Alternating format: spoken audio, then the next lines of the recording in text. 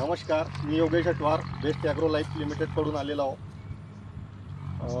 सचिनजी महादुले यांच्या शेतात राजुर्ली, मुक्काम राजुर्ली, तहसील मौदा.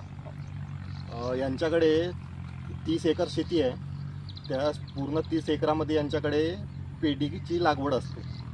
तर यांच्याकडे हे जे शेत आहे, आपण याच्यात ओरिसोलमच्या डेमो टाकत आहोत. यांचं असं म्हणणं आहे की यांनी दुसऱ्या कंपनीचे जे तणनाशक वापरलं, त्या तणनाशकामध्ये यांना रिझल्ट नाही आला. त्या अर्ध्या एकरामध्ये यांना कचऱ्याचं प्रमाण जास्त होत आहे. खालच्या पट्टीमध्ये म्हणत आहे ते तिकडे. तर आपण तिथे ओरिसोलमचा डेमो टाकत आहोत आणि ते पुन्हा यांचं जे ऑब्झर्वेशन आहे आपण पहिले 3 दिवसात करणार आहोत.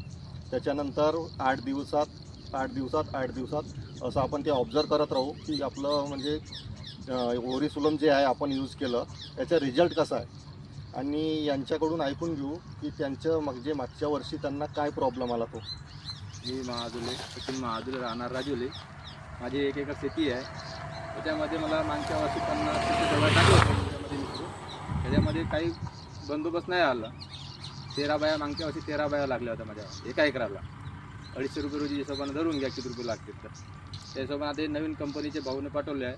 त्याच्यात अर्ध्या एकराचे आपण बेस्ट ॲग्रोचे प्रोडक्ट आलं आहे.